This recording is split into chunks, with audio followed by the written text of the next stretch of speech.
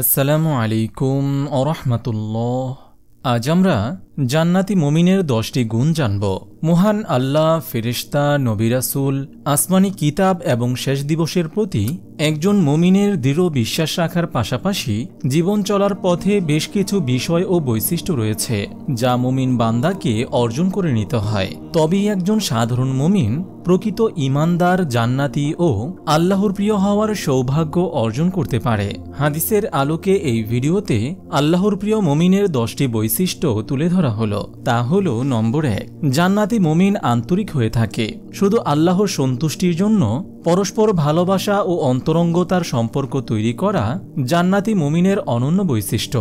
নবী করিম সাল্লাল্লাহু আলাইহি ওয়াসাল্লাম বলেছেন, মুমিন সবার আপন হয়, অন্তরঙ্গ হয়। যে অন্তরঙ্গ হয় না এবং যার সঙ্গে অন্তরঙ্গ হওয়া যায় না, তার মাঝে কোনো কল্যাণ নেই। মুসনাদে আহমদ, হাদিস নম্বর 9198।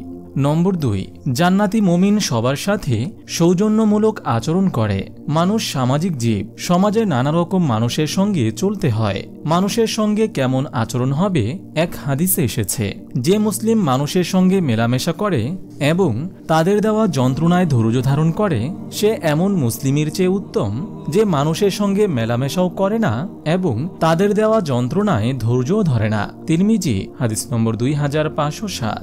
নম্বর 3, জান্নাতি মুমিন মানসিকভাবে শক্তিশালী হয়ে থাকে। রাসূল সাল্লাল্লাহু আলাইহি ওয়াসাল্লাম বলেছেন, শক্তিধর ঈমানদার দুর্বল ঈমানদারের তুলনায় আল্লাহর কাছে উত্তম ও অতীব পছন্দনীয়। তবে প্রত্যেকের মধ্যেই কল্যাণ নিহিত আছে। যাতে তোমার উপকার রয়েছে তা অর্জনে তুমি আগ্রহী হও এবং আল্লাহর কাছে সাহায্য প্রার্থনা করো। তুমি অক্ষম হয়ে যেও না। সহিহ মুসলিম, হাদিস নম্বর 6667।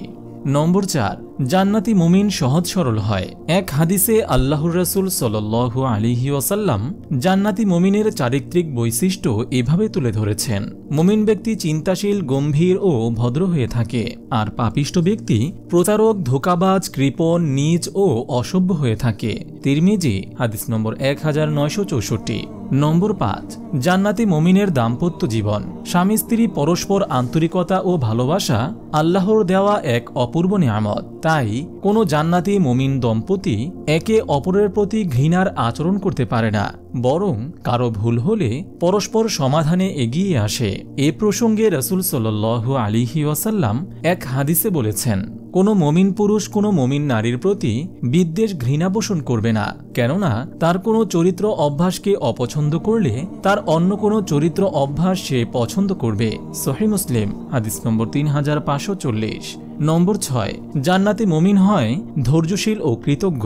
পৃথিবীর জীবনে সুখ, দুঃখ, আনন্দ, বেদনা সবার জীবনেই আসে, কিন্তু এই দুঃখ সুখের মধ্যেও আল্লাহর নৈকট্য ও সন্তুষ্টি অর্জন করা সম্ভব।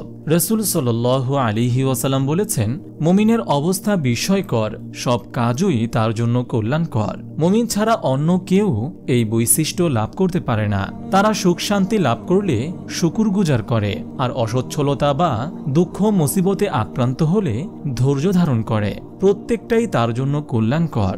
সহিহ মুসলিম, হাদিস নম্বর 7390। নম্বর 7, জান্নাতি মুমিন কোরআন তেলাওয়াত করে। নবী করিম সাল্লাল্লাহু আলাইহি ওয়াসাল্লাম বলেছেন, যে ব্যক্তি কোরআন তেলাওয়াত করে তার দৃষ্টান্ত এমন লেবুর মতো যা সুস্বাদু ও সুগন্ধযুক্ত, আর যে ব্যক্তি কোরআন পাঠ করে না তার দৃষ্টান্ত এমন খেজুরের মতো যা সুগন্ধিহীন কিন্তু খেতে সুস্বাদু। আর এমন পাপী ব্যক্তি যে কোরআন পাঠ করে তার দৃষ্টান্ত হচ্ছে রায়ান জাতীয় লতার মতো, যার সুগন্ধ আছে কিন্তু খেতে বিস্বাদ। আর যে পাপী কোরআন একেবারেই পাঠ করে না তার দৃষ্টান্ত হচ্ছে ওই মাকাল ফলের মতো, যা খেতেও বিস্বাদ এবং যার কোনো সুগন্ধও নেই। সহিহ বুখারী, হাদিস নম্বর 5020। নম্বর 8, জান্নাতি মুমিন অন্যায়ের প্রতিবাদ করে।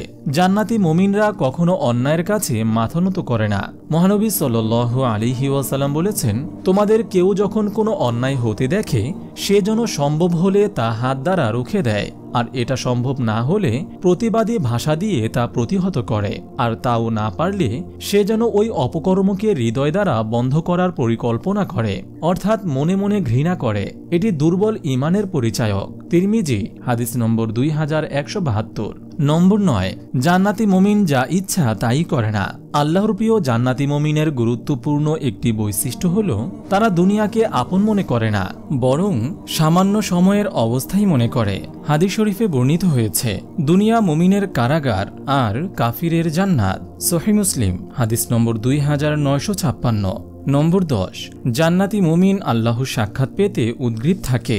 রাসূল সাল্লাল্লাহু আলাইহি ওয়াসাল্লাম বলেছেন, যে ব্যক্তি আল্লাহর সাক্ষাৎ পছন্দ করে আল্লাহ তার সাক্ষাৎ পছন্দ করেন, আর যে আল্লাহর সাক্ষাৎ অপছন্দ করে আল্লাহ তার সাক্ষাৎ অপছন্দ করেন। এ কথা শুনে এক সাহাবী জিজ্ঞেস করলেন, হে আল্লাহর নবী, মৃত্যুকে অপছন্দের কথা বলছেন? আমরা প্রত্যেকেই মৃত্যুকে অপছন্দ করি। রাসূল সাল্লাল্লাহু আলাইহি ওয়াসাল্লাম বললেন, সেটা নয়, বরং যখন মুমিনকে আল্লাহর রহমত, সন্তুষ্টি ও জান্নাতের খুশখবর দেওয়া হয় তখন সে আল্লাহর সাক্ষাৎ পছন্দ করে, আল্লাহ তার সাক্ষাৎ পছন্দ করেন।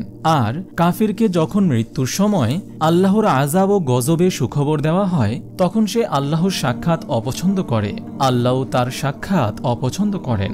সহিহ মুসলিম হাদিস নম্বর 2685। মহান আল্লাহ তাআলা আমাদের সবাইকে জান্নাতি মুমিন হওয়ার তৌফিক দান করুন, আমিন। আপনি যদি এরকম ভিডিও আরও পেতে চান তাহলে এই চ্যানেলটি সাবস্ক্রাইব করে পাশে রাখা বেল আইকনটি অন করে দিন।